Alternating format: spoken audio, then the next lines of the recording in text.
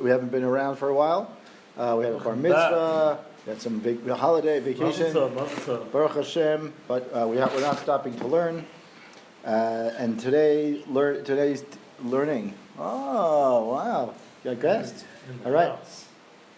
There we are learning in this week's Parshat Pinchas, which is actually also Shabbat Mivarchim. We're learning about. We're going to learn about towards the end of this week's parsha. We have the famous kriyot, the aliyot of the korbanot that we read for the different chagim. Actually, in the Mishnah and Megillah tells us which parsha we read for each chag, and most of it's based out of this week's parsha. And we're going to do an interesting Dvar Torah. I like it. It's a little bit, you have to kind of put your head around a little bit, but it's a great Zera Shimshon. Zera Shimshon Ot Hey, page 658 in the Art Scroll edition. I don't know exactly where it is on that one, but I can find it. Parshat Pinchas, Rush Hey. So, Parshat Pinchas, Rush Hey. Here we go. Page Shin Yud Aleph. No problem.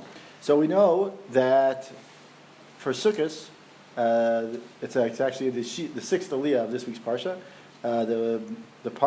When it's talking about the different chagim, it talks about the different korbanot, and the korbanot of Sukkot are unique in that each day you start with 13 bulls, or the korban starts with 13 and goes down to 7. Each day decreasingly lower. And the famous midrash, which the Zera Shimshon is going to mention at some point. But the famous midrash that we know about is that it says that we go down because we're doing something we want to the keneged the shivim at the end by the time you go from 13 to 7, you've gone to 70, meaning 13, 12, 11, whatever, etc. You've gone to you get to reach 70, and that's keneged the 70 nations. The Zera Shimshon is going to attack it with or not attack it, but a question. Asked the question based on right after the mentions the 7 days of Sukkot, we have the korban of Shmini Atzeret. And the korban of Shmini Atzeret is unique that it's very simple. It's a simple korban. It's one of each of the korbanot, meaning one bull, one seir, etc. And the question that is raised by many mefarshim and also the Gemaras itself asked the question is what is Shmini Atzeret a separate chag, or is it connected to Sukkot? The nafkamina would be do we have the famous question nowadays would be do you have to sit in the sukkah, not sit in the sukkah, make kiddush in the sukkah? Everyone has all these questions that really don't necessarily apply. But anyway, so that's less about what he's going to talk about. But he's going to ask the question is what is and the way the pasuk reads, which is drush hey. It says Midrash Rabbi al Pasuk Bayom Hashmini Atzeret. The Midrash Rabbi asked the question on the 8th day Bayom Hashmini, on the 8th day Atzeret. There's like a day to stop, like a day to rest, right? A restriction meaning to the Chag. Ma Ra'a Liyot Pochet Ve'olech B'chol Yom. What is the reason that the Psukim tell us about the korbanot of the 13 to 12 to 11 to 10 to 9 etc. etc. Why do we go down on Sukkot in a gradually decreasing order? To teach us some sort of proper etiquette about the korbanot. What does that mean? About a korbanot, like we have when we have guests. So he says, what do we do when we have guests? When we have guests, we order, like when the first time they're there, that's a nice big steak meal. And then by they've warmed in, they're welcome a little bit, we kind of say, okay, you can have the leftover lasagna that's in the kitchen from last week. Right? So he's saying the same thing. He says, that a person goes to a guest house, this is the Midrash saying this. He says, welcomes you in, right? The first Yom Rishon Machil Ofot. Second day, first day you feed him nice big fat chicken. Second day you feed him meat. Third day fish. Fourth day you're just giving him some vegetables and some beans. This is based on the Midrash. So it's kind of saying it was like Acha Machilo Kitnit, and then he says, and then by the last day, it kind of sets the standard, right? The bull offering that sets the standards to host people properly. And Tiyalachem, on the 8th day, Ma'u Tiyalachem. Then the question, that's the Tiyalachem. What does it mean Tiyalachem? Amar lehem amodim na'im lachem. The festivals are indeed appropriate for you. That's what Hashem says to Bnei Yisrael Kaviyachol. So that's the Midrash. So of course we have some questions, and he's going to ask some questions that you and I might not have. But most of the questions that you and I would have will be raised along the way, like why is this a good lesson about etiquette? And then the opposite, you would think that when you have a guest, you start with the small stuff and then kind of like end on the high, or maybe you consistently offer nice, good meals the whole time, or something like that. He asked that question. The other question, his question, he starts with a different question. And he seems, if we understand the way the Midrash is set up, the Midrash asked a question based on the Pasuk Bayom HaShmini Atzeret. Then he's going to ask the question. He says it doesn't make sense that this is where it should be placed. The Midrash is usually placed on a Pasuk that's referring to something that is associated to the Pasuk. The Midrash is trying to explain or elaborate something about the Pasuk.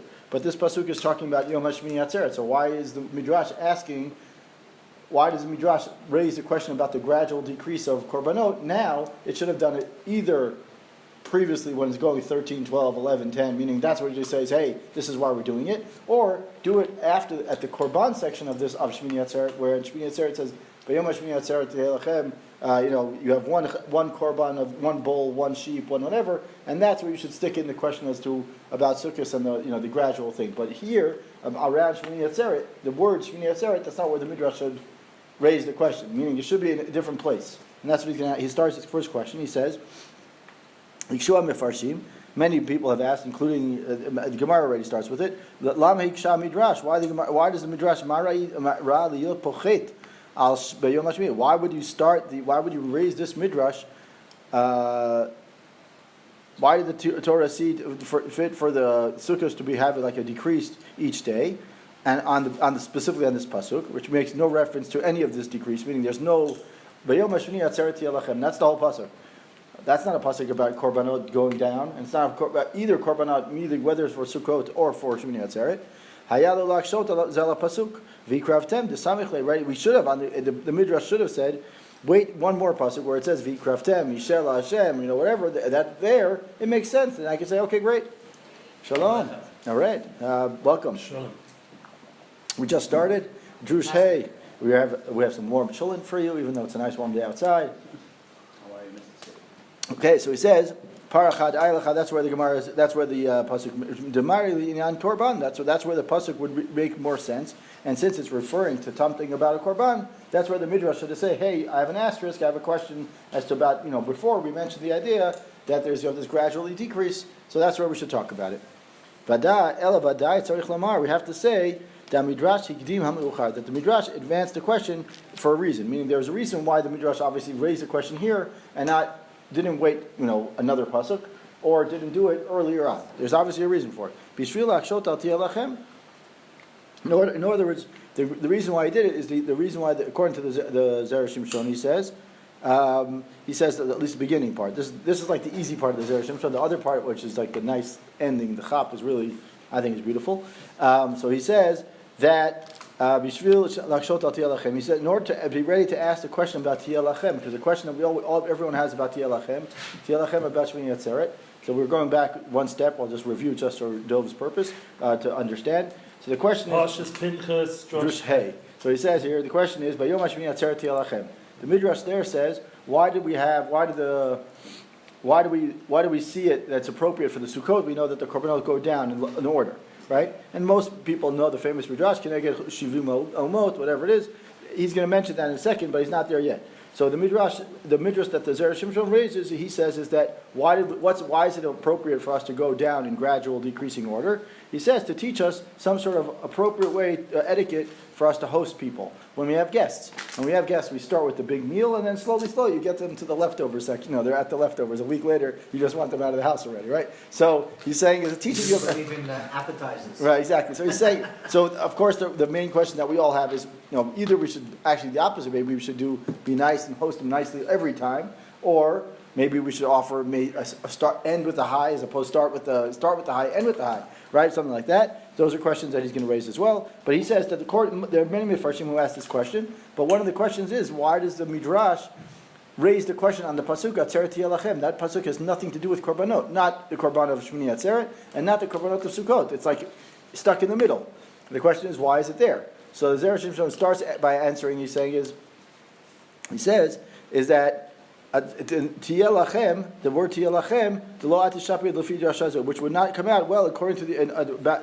If we said the words, if we said Tiyelachem, Right, so he says that the reason why the Midrash answers the question about the gradual decrease is that in order for when you would say Tiyalachem, if you put the question about etiquette, meaning how to treat people afterwards, the Tiyalachem doesn't come out necessarily good. I mean, Tiyalachem, the Midrash says, Ma'u Tiyalachem, Amar Lem, Hashem says, Ma'adim Na'im Lachem. Right, there should be appropriate for you. But it doesn't sound good to be appropriate for you, and then you say start gradually decreasing about your korbanot. That doesn't sound good if the Midrash would have been before. So he says in order to make the room for the Tiyalachem to be appropriate there, so the Midrash kind of skipped a little bit or preceded the question about the gradual decrease. What happens is, what we learned from this so far is that Tiyalachem makes sense all along, only that the question really is that Bayom Hashmini teaches us something about how to host people. Now it's kind of vague right now, but as we get along, you'll see that it really makes sense. What's the point of Shmini? Like that said. We're going to get to the question, right? But the real question is, and the famous question in the Gemara, what's the famous in the Gemara? Is it connected to Sukkot or is it not? Right. Right? But then, and he's going to answer that question now. Now he said, Tzarich Yun, even without the understanding whether it's with whether we host people nicely or not nicely, Ati Shapir Tiyalachem, right? Lachar drasha zo ma'u Tiyalachem. Yeshkush already says after the words of Tiyalachem, even without this whole idea about the how to host people, not host people, the Tiyalachem still makes sense, right? Even if Yesha Kushia Ma Tiyalachem, right? V'tertu develozeh without this understanding, Hayiti Omer Shapirush Tiyalachem, who like we said, who kiferish Rashi Midrash Acher, Hevio Rashi Parshat At Motzei Yibachol Yom Yemei Chag Hikru Parim K'negei Shavim Mamot. Right, right. That's the famous one we know. Right, the Tiyalachem. Even without this, if we would have just said Tiyalachem, right, without this whole idea about the decreasing number of korbanot, the bulls, we could have still said what? That could have still said what Rashi says, what everyone knows. We grew up. Why do we have a decreasing number, and then on Shmini Atzeret only have one and one? Right? This one's for you. This one's for you. Everyone else is about the 70 nations, and this one's for you. Just give me one day of simplicity. But then it even brings a bigger kushia. Is like if you're discussing the decrease, zafiru lo minyan shmini atzeret. So that he's going to mention something like that. Like the whole thing is only on Sukkot. Right. Exactly. So how are you even answering a Sukkot question? Right. Shmini atzeret. Right. So he's going to get to that something very similar to that. Very, very good. So he said, "Ubayam Hashmini," as the Midrash continues. Hakriv alatzmechem, bring your own bull. Mashal melech shasar sudah. The other midrash that we all know is it's like a king. He says to everyone bring. Right, he has a 7-day banquet. On the last day, he says, "Listen, everyone left. All the other people left. I want you. You're the guy I really love. Stay here one day. Just give me one korban, one simple gift. That's all I want." Right. It says Nigalgel ani va'ata. It sounds like something that we would say nowadays. Nigalgel ani va'ata. Like it's something like Israeli would say nowadays. We would roll. It means something different nowadays, but okay. Anyways, on the first 7 days, which were for everyone, it makes perfect sense to say that on the 8th day shall be for you. I'm now in the Fiyam Midrash in his car, but now they go back to the Midrash that we were talking about. Like you said, the decreasing number of bulls is teaching us a universal code of conduct, right? And which applies just as much to the Jewish people as it applies to the nation. Lo yitachen, it doesn't make sense. Why? That doesn't make sense to say, if we're saying that it's a decreasing code of conduct of how do we host people, then on the 8th day, it doesn't make sense anymore. Because if we're saying it on it says here, which expounds on the number of korbanot on its first 7 days, teaching us a code of conduct, the proper code for hosting a guest, which means that it applies just as much to the Jewish people as to the non-Jews, right? So you can't use the logic of a decreasing to say this is a code, and then all of a sudden say, but for the Jewish people it's different, right? You can't really use that, right? If it's a universal code. So he says that I tend to bring him. That's what he's quoting. He is quoting the other Mefarshim who explain this whole idea of why the Midrash mentions the idea of on the Yom HaShmini. So now we understand that shall be for you like Tiyalachem makes sense according to one Midrash. Now, according to the other Midrash, it does not make sense. So now he answers the words of Tiyalachem, right, with a whole different list of questions. And this is the list of questions that I think he starts bringing his answer in, and I think it's a really A beautiful idea. The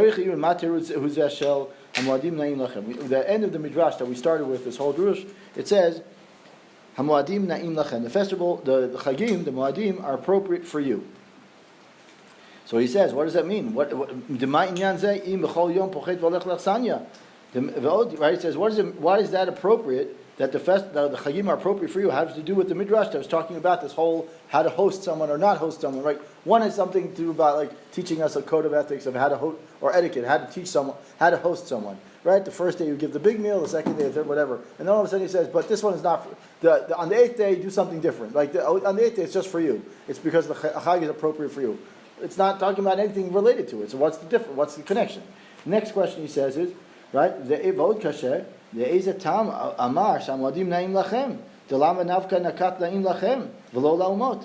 So why do we say that on the Atzeret Lachem? He says, why is it indeed that the chagim, the midrash says that the chagim are na'im lachem? What about the rest of the non-Jews? Don't we know that don't we know the whole Sukkot is Keneged Shivim Parim, Keneged Shivim Mulot, and you're saying that it's not appropriate for the non-Jewish people? But it's Keneged, it's not for them. Right, so he's saying, but you're saying that the Chagim are appropriate for the Jew, Na'im Lachem, which means you're excluding the non-Jews. So he's saying there's something not right. Why are the Jewish people singled out? V'od kasher, v'chi adayin lo yada mitut atam, shekatuv b'zohar sof Pinchas. Like he says, I understand. Did the Midrash, which we know the Midrash was obviously preceded the Zohar, but he says, did the Midrash not know the idea that korbanot pachatim b'chol yom, the kama de'inin mitma'atin hachi nami ima tova de dehon shel umot. Right? Remez ladavar v'amayim hayu haloch v'chasor. Ayin sham sheirich. The Zohar on Parshat Pinchas mentions that the reason why the decrease in korbanot is to signify that just as a number of the korbanot, the parim, go down on behalf of the 70 nations, right? So too the bracha. In some way we want the bracha, the good allusion to the bracha that we want sort of to the nation. We want the bracha for the Jews and not as much for the nations. Now that doesn't sound very good, and he's going to raise that question in a second. Either way, we see that PC. What? Not so PC. He mentions that question. He says, at any rate, we'll get to that in a second. At any rate, we see that most people, the more approach to the idea is that the other nations to atone for them and to even diminish their power. So why did the Midrash go out of its way to all of a sudden say we'll have to find a new reason to what? To start teaching us about how to host people and whatever. So now he's going to introduce his new interpretation, which I think is really nice. And it's not very difficult to understand. Doesn't bring too many questions. And he mentions the idea, like you said, PC, which is something he mentions it very, very clearly. He says, introducing. He says that the Midrash knew. We have to understand. We have to accept the fact that the Midrash definitely knew about what the Zohar was meant to. Meaning the Zohar, the Midrash, and the Chachamim by the time of the Midrash. Maybe they didn't say it so clearly, but they understood, and they understood the breadth of Torah so much that they probably understood what the Zohar was going to say or something like that, so they had to have been saying it. But here's what his question. He says, even the Midrash knew this reason of the Zohar. It had difficulty in the idea of the 8th day. What is the question? What's the problem with Bayom Hashmini? Bayom means on the 8th day, right? Shmini Atzeret we know is a separate chag, or is it? Right? How do I say if something is connected? Well, Bayom Bayom means that it's on the 8th day, right? You would say the Bishlama Bayom Naicha. If it would have just said the Bayom, right? If I would have said the 8th day without saying the word Vav, right? Shehuni Frad Misharamim, right? Then I would say Bayom Shmini, Bayom. There's no Vav Chibur. There's no Vav Chibur, right? So therefore, what it shows some sort of separation, right? It's separate, right? Shoni Frad, the V'chulu K'tiv Uvayom. Every other one of the days beforehand, it says Bayom HaRishon, and then it says Bayom HaSheni, Uvayom HaShlishi, Uvayom HaRavi, etc., and then it says Bayom HaShmini, right? But if you're trying to say it's connected, you should have said Uvayom, right? Yes, but of course it's 8th. So if it's 8th, it's 8th from what? So 8th from it means by default, it's still there's a 7, right? There's a 7, right? Okay, so now he's saying B'chal K'tiv Bayom. on the 8th day without the connecting vav. Right? To teach us that what? That this day is somewhat separate. Because if it would have been connected, like you said, if there's 8, there has to have been a 7. Like, 8 doesn't work without 7, or without any of the other numbers. But really, if we were trying to say that it's connected to the previous days, it should have had the vav chibur, right? We all know that. So he says, "Aval hashmini lo necha." But if you say on the 8th day, right? So on the 8th day, if you would have said and on the 8th day, then it's very clear. Then on and automatically tells me that 7 and 8 are connected, right? But if you say on the 8th day, bayom hashmini, right? There's something significant. Hashmini means to tell us that there's something, there's something different from the other nations. That the word 8 does not make sense. On the 8th day, like you said, Dov, right? On the 8th day, when I say the 8th, I automatically mean that there was something before. But I'm really trying to say something. It really seems that Bayom Hashmini is teaching us two opposite things. Right. Bayom is not connected to the previous, but Hashmini teaching us that it is connected. So which one is it? By the way, before you proceed, something else that we know the connection is between Pesach and Shavuot. Right. It's also considered an Atzeret. Right. And it's also considered, on the Yom. Right. That's like the Ramban says. Right. The Ramban says Yechol Moed. Right. So there also it's mitzad echad a separate chag. Right. On the other hand, it's still. So now, could we easily solve this problem? How could we easily solve the problem of saying that this is a separate holiday? So either I could say is after lachar shiva yamim chag, right? Yom shmini, something like that, right? It's on its own. Or you could have said what? I could have said on the 22nd day of the month. Like sometimes we have that in the beginning of this week's parsha, or the beginning of the sixth aliyah, we say. On the first day we say on the 10th day is Yom Kippur, and on the 14th day of that month is Pesach, right? So we could have said on the 22nd day is another Chag, or something like that to the effect that we could have understood. And he says, Hayal Olomar b'Yom Hashnayim ve'Esrim Lachodesh K'dei Shelo L'Tzaref Klal Yisrael Yimot. Right? If we're really trying to show that we're separate from the nation, say on the 22nd day, and then I don't even have to say, is it connected? Is it not connected? I understand that on 22 it's a separate day. Now he asks the question that everyone's asking about the PC. Now he says, Ela badai tzarich lomar sheimaya omer hakatuv b'yom shnayim ve'esrim lachodesh. Let's just say that the pasuk would have said on the 22nd day of the month of Tishrei, right? Then we would have easily understood. There's no question, 100% understand that this is a separate chag. There's no connection to the previous thing. Hayu yuchalim halmot l'tvarem al Yisrael. The non-Jews would have said what? V'lisnotam, they hate us.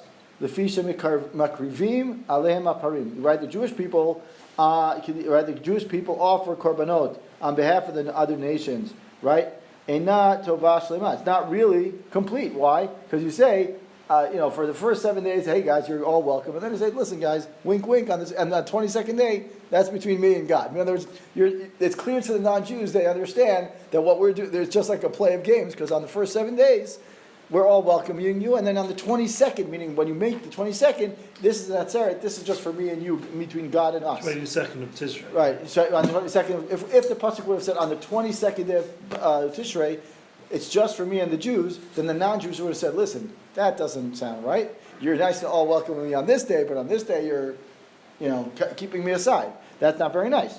As we say, or another way to say it, it's not very PC, right? So he says, it's not really a good, complete goodness. Right? It's missing something. Because what? On this first 7 days, we're all welcoming you. We're doing korbanot to include you all. And whether you say it's diminishing, it's not diminishing, it doesn't make a difference. You're including us. And all of a sudden you're saying, but listen, guys, the 7 days, on the 8th day, we'll take it alone. Take it ourselves. Then the non-Jews will say, listen, that's not nice. What are you doing? Right?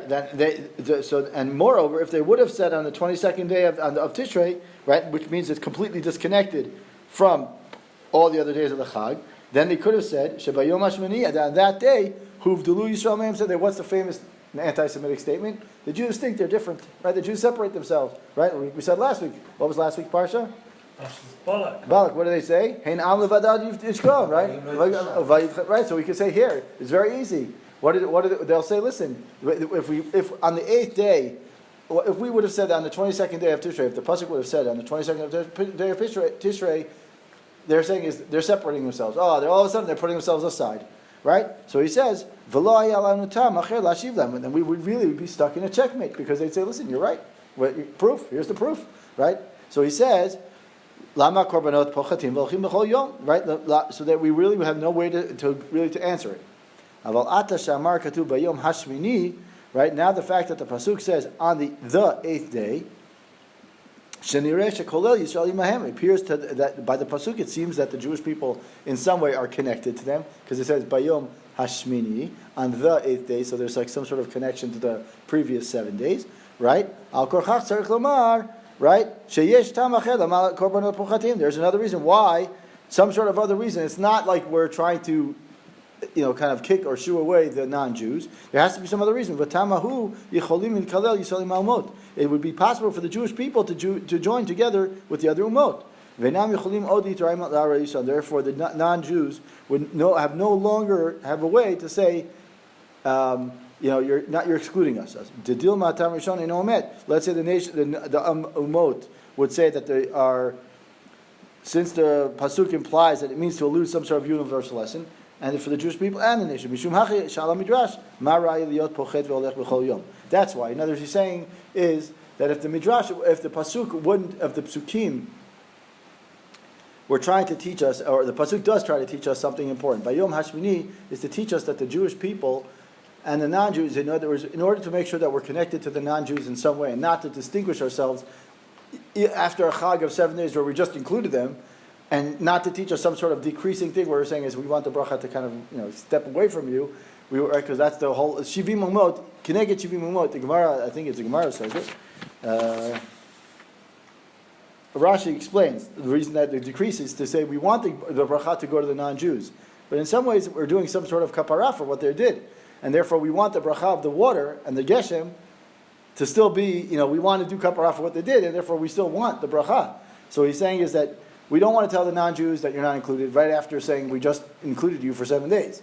So we can't do that. So that's why he says, Bayom Hashmini implies to the Jews, to the non-Jews it says, okay, you're connected to us in some way, and therefore the 8th day it's an atzeret, but the non-Jews will not necessarily, and there's another lesson, and that the other lesson is the one to teach us about how to host people. Now he says, the words atzeret tiyalachem, right, and not for the other. How do we understand? How do they imply that they refer to the new idea, and it's not just supposed to do for his guests that right, that each day of the Chag you must minimize the quality of it, right? According to the Zera Shimshon, explains the Midrash's next question. What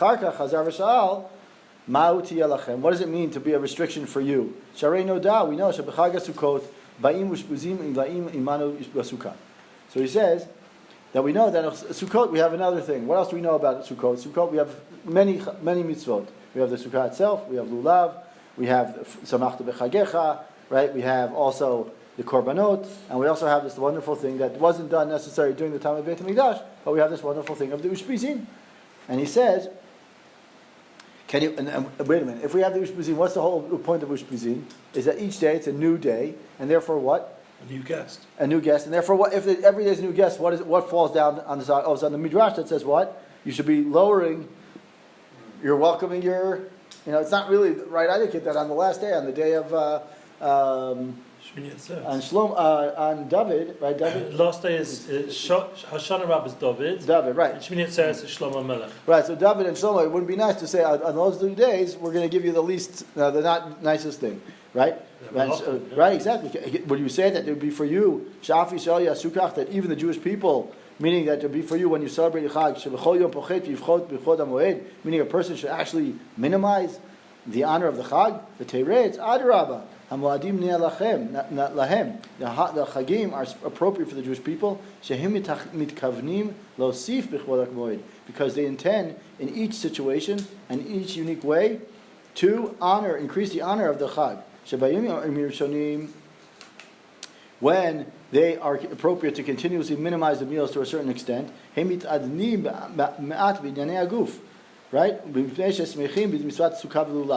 So he says that in fact, during the Chag of Sukkot, we have less time to enjoy the meals. Why? Because on the Chag we're so busy with all these mitzvot. We have the Sukkah, right? We have the lulav, we have Hallel, we have all these things that are keeping us busy and keeping us the spiritual high is on a very high level, and therefore what?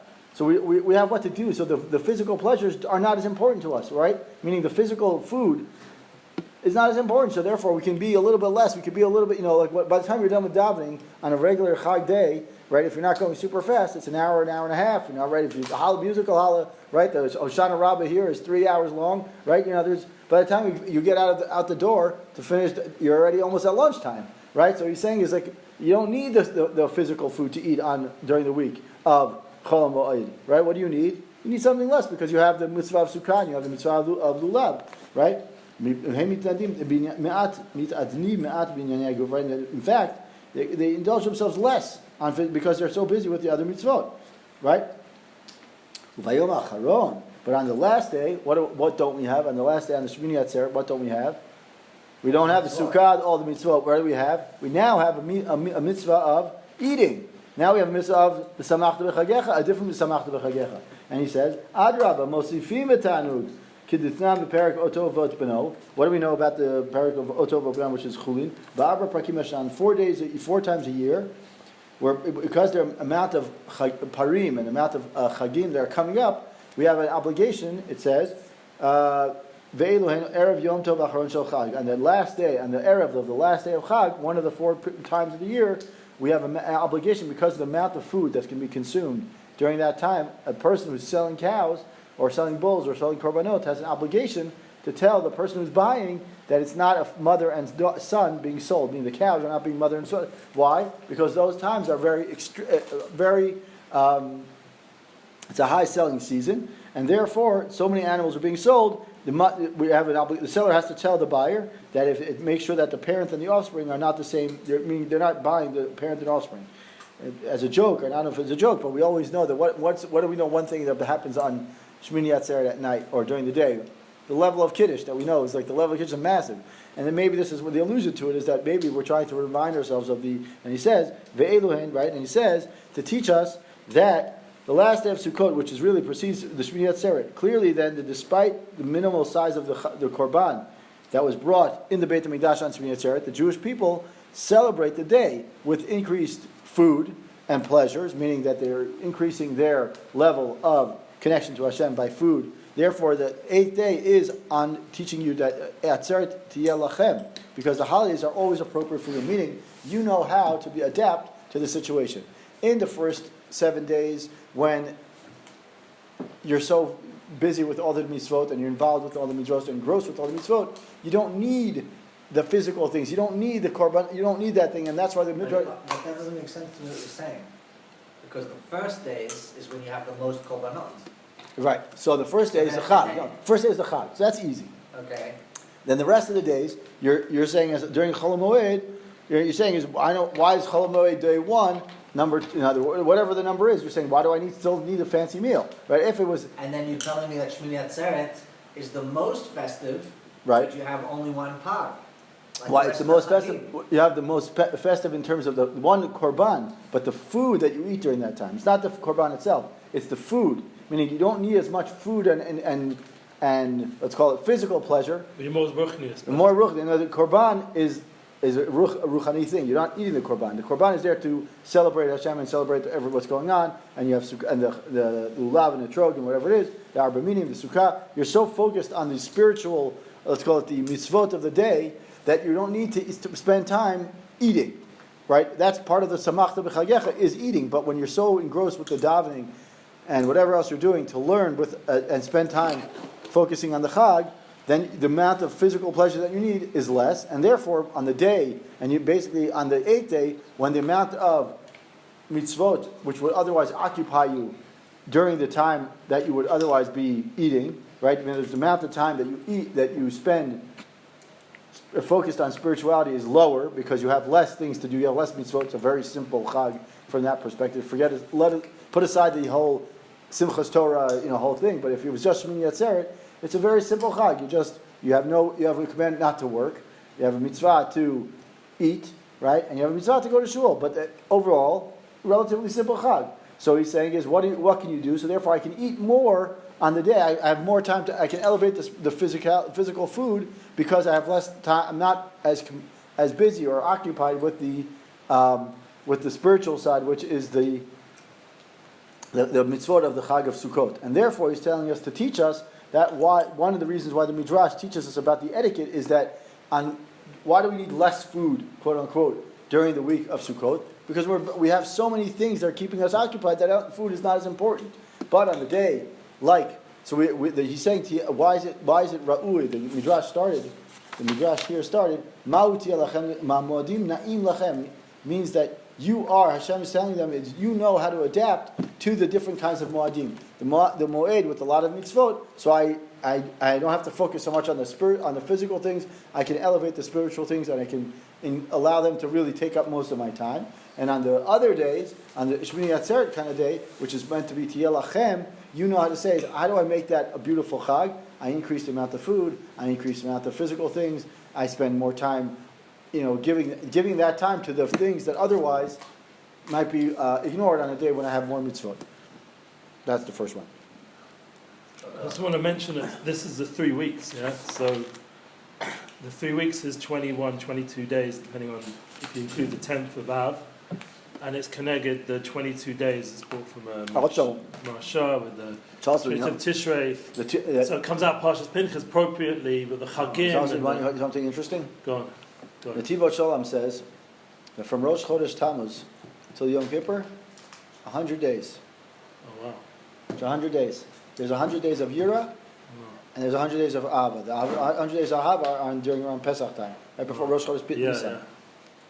So he says that these are the days of Yira, and we have to focus on and from Yud Zayin B'Tammuz, it already starts, counting, you're in the 80s already, and I think we're at like 82, 83, something like that. Or maybe even 81 by now. So there's just something to think about. Kaf Aleph, like you said. Because it has the kedusha of the chag even in the 3 weeks. Right. Because ultimately, last Lkovod, these 3 weeks will be chagim. These will be festivals. So we're reading the Parshat and the Korbanot of the festivals because we're trying to ma'orah what we're missing. I'm just going to ask Dov. Dov, can you? Yes, please. Now we'll do the next one, Drush Vav, which is the shorter one. I think we did it last year, if I'm not mistaken. I still like it, a good one. This is Drush Vav. Drush Vav, the 6th one. We have about 20 minutes, so I'll just do it quickly. So we don't have to do it quickly. We give our time. Okay, so Yalkut Shimoni. The Yalkut Shimoni is another kind of midrash, and it says Al Pasuk Zeh Yom Asa Hashem Nagilam Zechabo. So this is the day that Hashem made. Let us rejoice. Let's be happy. So the question is, and this is a very famous. Amar Rabbi Avin. Rabbi Avin says, Ein anu yodim b'mel yismach. It's a famous question. We don't know what to be happy with, right? Im bayom, whether it means to be happy with the festival itself, with the chag itself, by eating and drinking, or because it says bo, right? Im hakadosh baruch Hu, or are we because it says bo is kind of like this ambiguous term. It could be either bo meaning the day itself. I don't remember. Is it bo b'chag or bo Hashem? Right, bo chag, bo Hashem. Right, exactly. Now it says, the Midrash says, Amar Rabbi Avin says, we don't know which one it is. Ba Shlomo Melech says in Shir Hashirim, Nagila v'nismecha bach. I'm going to rejoice bach in you. Bach b'shuatcha, bach b'yiratcha, bach b'toratcha. Right? I'm going to be celebrating you in your Yeshua, in your redemption. I'm going to rejoice with you in yourself, in your all your greatness, and I'm going to rejoice with you in your Torah. Amar Rabbi Yitzchak, bach b'chaf bet otiot shekatav lanu Torah. Bach bet shnaim. Kaf esrim. Therefore, it's 22 letters represented Bach, and that's the end of the Midrash. Like Negilim v'nismecha bach, like right. I'm going to rejoice in the Torah. So that's what he's going to get to in a second. So now you have a question. So the Zera Shimshon is going to raise 3 questions on this Midrash. Question number 1 is Kashem ma'u asafek shenolad lanu b'pasuk zeh. It's different. What uncertainty does Rabbi Avin have? Hello, gam b'blo pasuk zeh yesh lanu hasafek mishum detrei krai ketive. Right? When we look at the psukim in the Torah, without even looking what the Nagila v'nismecha bo, the 2 psukim in the Torah itself mention the idea of atzerati Lashem Elokecha and atzerati Lachem. Lashem either is it atzeret Lashem Elokecha or is it atzeret Lachem? Right? Which one is it? So the Zera Shimshon first question, which should be so he says Al Koach Tzarich the Taretz Kidamin Bereish Perak Bet Masechet Yom Tov, which is Masechet Beitza. Ikra B'Yezer Kulo Lashem O Kulo Lachem. Ikra B'Yeshua Chalkeu Chetzio Lashem Chetzio Lachem. V'Achinami Pasuk Zeh Yachol Taretz Kach. right? So he says, the Gemara. So the first question that Zera Shimshon asks is, I don't understand what Rabbi Avin is coming to do. Rabbi Avin hasn't added anything. The Gemara itself asked the question based on the two psukim that are mentioned, Atzeret Yelachem or Atzeret Hashem Lokecha. Tell us, just by the two psukim alone, I would have known that there's a contradiction. Which one is it? And especially when I look at the Gemara says also, the Gemara says either Rabbi Yeshua or Rabbi Elazar, both of them have the same question. So what did Rabbi Avin, what's the added value of Rabbi Avin in the Midrash? Rabbi Avin has no added value. Even without Rabbi Avin's, even without the Midrash from Yalkut Shimoni, the question would have still been okay. Like I would have still had this problem. Right? In other words, both interpretations are acceptable, and we understand. Right? Which one of them do you want to say? O Kisvarat Rabbi Elazar, O Kisvarat Rabbi Yeshua. Which one do you want? Which one doesn't make sense based on the psukim? They both make sense in the psukim, and therefore, what did Rabbi Avin really add? That's question number one. Question number two is he says, "V'gam la'achar sheteras bach b'shuatcha." Right, Bach, whatever. Once the Midrash says, or once Rabbi Avin says that based on Shir Hashim that it says Bach with your Yeshuotcha, the Mashma Shekol Asimcha Tzricha Liot B'Kadosh Baruch Hu, Kasha Ben Rabbi Eliezer Ben Rabbi Yeshua. Right, it says once we understand Rabbi Avin brings in the Midrash it says Bach. Right, then I say Rabbi Avin says that this is the word Nagilam is Bach Shlomo Nagilam is Bach. Once I say Bach B'Shuatcha, I've just said that what it's a Kula Hashem. So either Rabbi Elazar or Rabbi Yeshua don't make sense anymore, right? Because he says, I don't understand. Why, if the Midrash... It can't be Chatzil, exactly. Right? So that's the other one. Now we have a third question. V'gam ha'pasuk atzmo kaseh. Lama kativ lachem. Right? The mashma nami lachem o kulo o chatzio. L'mar kedita, l'mar kedite.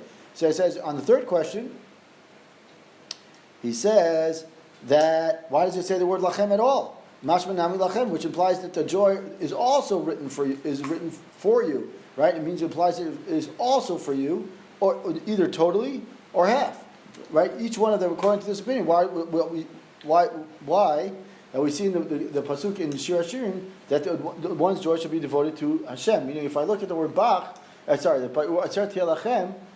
look at the opposite, meaning the first question was against Nagila V'Smecha Bach. We're saying is that Bach really implies Kavol Hashem. And therefore, one of the two Rabbonim from the Gemara are not right. Or we could say the opposite. And he says, the opposite is true. And he says, wait a minute, if we say, Atzeret Tiyeh Lachem, right? Nam, it means that Tiyeh Lachem, it sounds to imply that there's also for you. Meaning, it's either totally or half of it. Each one according to his opinion. We see that the verse in the Pasuk in Shir Hashirim, that one's joy should be devoted exclusively to Hashem. So all of a sudden, it's contradictory again. So he's saying is if we said lachem, then it's not lashem, right? So we have to understand what's going. If we say bo, if we said nagilu misbecha bach. It seems like there can't be an option that it's totally for you. Exactly. That's exactly right. That's exactly what he's saying. Basically, what he's saying is all three questions. I just wanted to make sure. You got 100% right. He's actually exactly. He's saying is that there's no option that's only to you. Either it's half to Hashem or all to Hashem, but not all to you. So now he says, right? If let's just say now he says, now he starts his answer. Let's just say the pasuk would have said Nagilav Nizbecha, right? Zayom Asa Hashem Nagilav Nizbecha. Then we wouldn't have known. We wouldn't have known, and therefore what? We would have done both. Right, we've done both exactly. But the fact that it says bo, what does it come to do? Lima'et, right? He says, Ela Zayom Asa Hashem Nagilav Nizbecha v'tulo. Like you said, or Rabbi Yeshua, either one of them would have been right. Rabbi Avin has a problem that says bo, right? Why? Bo v'lo b'acher. There's some sort of miut exclusion. Bo v'lo b'acher. By the fact that it says bo, the pasuk comes to teach us that the chagim should be observed only in one way and not in the other way. Bo. Right? In other words, when I say bo, it means that something this way and not the other way. And Rabbi Avin was in doubt whether bo should mean one way exclusively or the other way exclusively, right? Either completely to Hashem or completely to you. But now, of course, we know, practically speaking, kulo Hashem or kulo to you means are impossible except Yom Kippur. Exactly, right.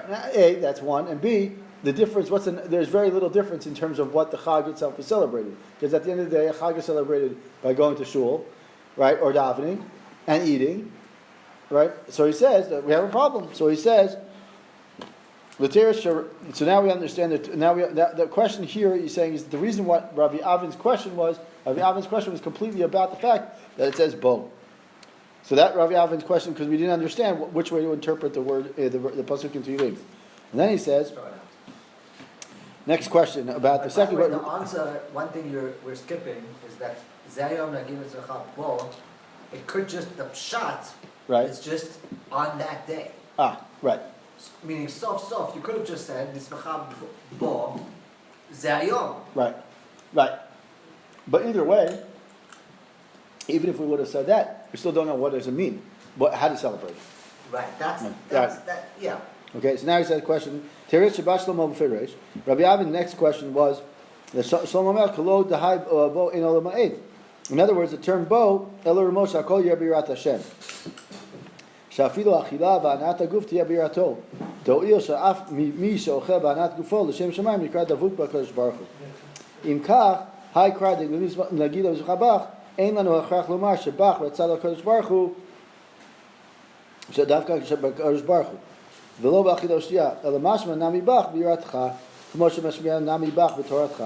he's saying is, Rabbi Avin now he starts asking the question that Shlomo Melech comes to teach us that Bo does not come, in other words, a Bo in Tehillim is not coming to teach us, is coming to hint that everything that a person does to celebrate the Chag should be with some sort of yira, some sort of level of yira. Even when I'm eating on Chag, I shouldn't be just eating stam for the sake of eating, but I should have some sort of kavanah, I should have some sort of mindset that I'm eating because I'm in awe of the Chag, I'm celebrating the Chag, but I'm also appreciating the fact that Hashem gave me the food, Hashem gave me this day of Chag, so I should be celebrating with some sort of yira. And that's why Shlomo HaMelech comes to say, what? With the pasuk, Megillah Mizchabach, and that's why Rabbi Avin says, B'yiratcha. Even when I'm having a Chag, I'm making sure that the Chag is the mindset of my mindset in the Chag when I'm eating, especially when Chag is part of the Chag is to eat, right? What is a part of the Chag is to eat, and therefore what do? I make sure that even when I'm eating, I have in mind that I have some sort of yira. I have some sort of my whole mindset of eating is to celebrate Hashem, to celebrate the greatness that Hashem is. Whether it's to celebrate the fact that He gave us the Chag, to celebrate the Tov that He gave us in general. Whatever it is, I have to have some sort of bach is like this. I'm having you in mind when I'm eating. That's what he's trying to say here. Right, exactly. Right, but samech doesn't mean I'm happy and therefore I should do silly things. I'm having a mindset of my simcha comes from the fact that Hashem gave me the Chag, that I have time to spend with my family, that I have the shefa that's coming down.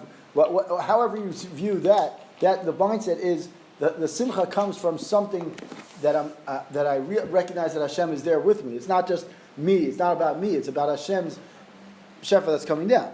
Right? And therefore, he says, and now we understand why the Midrash says, "Nami biyatcha." Rather, with you, bach means that k'moshe mashmiya nami bach b'toratcha, meaning with your Torah. The pasuk in Shir Hashirim. It's right. We didn't get there yet. The Shir Hashirim, therefore, he did say it before. He said. Yeah, he does. No, the Midrash says it, but we're going to get to why he says it in a second. Now he says, "Bach b'toratcha" means to teach us that Shir Hashirim, the pasuk in Shir Hashirim, "Nagila b'smicha bach," does not contradict the idea of Datzerti Alachem, which both Rabbi Ezer and Rabbi Yeshua say that it's teaching us something of how do we celebrate the Chag, right? Rather, it's coming to expand that teaching. Even when we're eating, even when we do eat, we should do so for the sake of for Shem Shamayim, right? Now he says, Mishum Hachi. Now we get to the point that you mentioned earlier. Ezra. He says, Mishum Hachi Yosif Rabbi Yitzchak Bach Bekaf Bet Otiyot Shekatavta.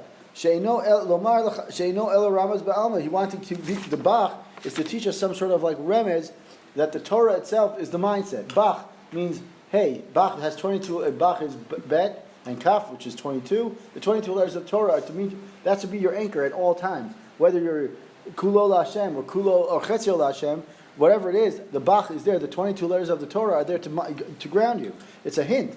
Right? It's not meant to be taken literally. That tell us that it completely to teach us about the Chag. That it's meant to be completely to davening and learning, that's a very important factor. But even what we're doing, the physical things that we're supposed to do on Chag, which is to eat and to drink and to enjoy each other's company, we have to have in mind that the focus is to focus on Hashem, right? In other words, we're saying, thank you, Hashem, for giving us the family that we have. Thank you, Hashem, for giving us this house and the food that we have, and celebrate with the food, and celebrate, yes, we should be learning, and yes, we should be davening, and yes, we should be saying Hallel all the mitzvot that we have. But we have the mindset, even when we're doing something physical, we have to elevate that as well. Now we understand, which is a famous question, is the question that we all should have. Why Dafka Shlomo Melech is the one who comes to explain this? So he says, the Zera Shimshon asks another answers this, and he says, "Ho'il shematzinu bein yan Beit Hamikdash, osa Shlomo et hachag v'simcha gdola b'shtot gedolot." What do we know about the Chanukah? Right, we're on Sukkot. Right, on Sukkot, there was 14 days of Chag. So you would think, right? He says, "Shneimar shivat yamim v'shivat yamim arba'asar yom." The Gemara, the Navi in Melachim, it says the Psukim in Melachim say that on 7 days of Chag and the 7 days afterwards. Nityaresh Shlomo Penil Medu Mimenu Bnei Adam V'yot Kol Hayom Ochli B'Shotim V'lo Yud Klal Yoshvim V'Shonim. Shlomo Melech was saying is, I celebrated the Chag for 14 days. I celebrated 14 days when the Beit HaMikdash was erected in my time. He was nervous. Shlomo Melech was nervous that what was going to happen. They were going to go in. People were going to be like, "Oh, Shlomo Melech all day he just ate, right? All day he's just eating and eating and eating and eating, right?" And for 14 days they're just fressing. There's a massive food festival, right? He's saying no. The reason why Shlomo Melech came to explain the Midrash, Nagilo Mismach Abach Biratcha Bishuatcha, is because I want you to understand that all 14 days when I was celebrating with food, I had the mindset of I'm celebrating the food because Hashem gave the Beit HaMikdash. So when my mindset is always Bishuatcha, and the fact that you were able to allow me to build the Beit HaMikdash, Biratcha, I'm in awe of you. So even though I'm eating, I'm still looking at, I'm in awe of the fact that the Beit HaMikdash is existing. So what Shlomo Melech says, I'm the one who's going to tell you that for these 14 days, when everyone could say that I'm eating the whole time, we were eating the whole time. That's what it says in the Psukim. And did not sit, they didn't study Torah at all. They were all just eating all day because he made so many korbanot. And that's why Shlomo Melech is the one specifically that telling you that even the simcha that they had was completely with Hashem. מכל מקום בפעם אחרת יכול לעשות כולו להשם כדף אליעזר או אוכל ושותה או יושב ושונה אבל אף כשאוכל ושותה יהיה בירת השם לשם מצווה כמו שעשו בימי שלמה שעשו אותן הסעודות לשם שמחה מצווה דווקא. So he's saying is that you might think that maybe on a day when that was an exception to the rule. On those 14 days, Shlomo Melech said, okay, we're not learning because we're eating because of the Beit HaMikdash. He says, Shlomo Melech says, no. I had this mindset that we're eating so much because we're so happy that Beit HaMikdash was built, and therefore what? Then he didn't want people to say, on a regular year we don't have to do so much eating, and therefore we can focus on completely learning the whole time and davening the whole time. He says, no, I want you to eat. I want you to eat. I'm telling you that when you're eating and when you're going to celebrate the Chag, like you're supposed to celebrate the Chag, no matter how you celebrate the Chag, you have to. When you're eating, you have to have the mindset that I'm celebrating Hashem's presence. But don't forget the shows there, the drinking. Oh, yeah, he says just because it's bossa b'yoyin. Right, but he's saying either way. What's that? He says after He says even one who chooses to celebrate by eating, when he is eating, right? In other words, some people say, "Oh, it's another day. It's a Chag. You should just go out and have a barbecue." No, when you're having the barbecue, you have to have in mind that the barbecue is there to do something. It's to celebrate the fact that Hashem gave us a Chag. It's not just another day off and another day to eat, whatever. Yes, I want to eat, but I have to have the mindset to eat in the right mindset. Hashem gave me a Chag. I'm celebrating Hashem's Yeshua, that He gave me the Chag, Yeshua, during these days. I'm celebrating the fact that He gave me the Torah gives us a mitzvah to celebrate this Chag, right? And also be Yeratcha, in awe of the fact that Hashem chose us as a nation, and the fact that after all these Noraim, we have these wonderful days of Sukkot, of Simcha. So I'm in awe of that. I'm allowed to be Yira. So then the eating and drinking is the same mitzvah. Yeah, right. Because of the ruchnius it's Jesus. Yeah. So not only because of that, but he's saying is that the eating and drinking is part of the Chag. So maybe when you said that before about Pesach, so you may have and this whole Kufas you may Yira all the way up to Yom Kippur, then you could say that after Yom Kippur is already like you may Simcha or something. Yeah. It's like It's a bringing together everything.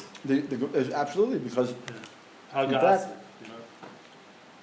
in fact, the 4 days from the after Yom Kippur till Sukkot, there's no tachlim because of the simcha. Right?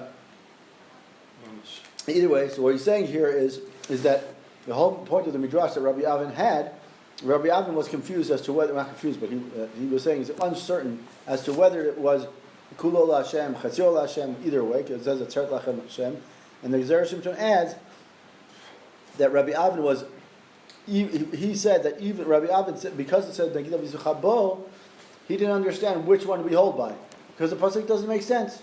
So he says, okay, even if the psukim, the Atzer Tielachem, or B'yom HaShvi Atzer L'Hashem Elokecha, the psukim don't make. He said, I don't understand which one it is. So he said, Nagidav Yizuchabo. That was Rabbi Avin according to the midrash. And then he says, Shlomo HaMelech comes to teach us that even Shlomo HaMelech, or specifically Shlomo HaMelech, comes to teach us, and that's in the midrash saying is that Shlomo HaMelech came to teach us that even during the times that if we choose to eat during, in other words, if you say Chatzio Hashem or Kulo Lachem, and you say on the Chag that I want to eat and I want to enjoy, it's not just time to eat for fun. I have to have a mindset that I have to have Bishuatcha, I have to have Yiratcha, Torahcha. I'm using these things, the Torah that you gave me, the Yirah that I have of you, the Simcha that I have of you, the Shua. Those are the things I should have in mind when I'm eating on Chag, so that way it's not a completely day that's just Stam thing. Koach. We'll see you next week. Any sponsors, reach out.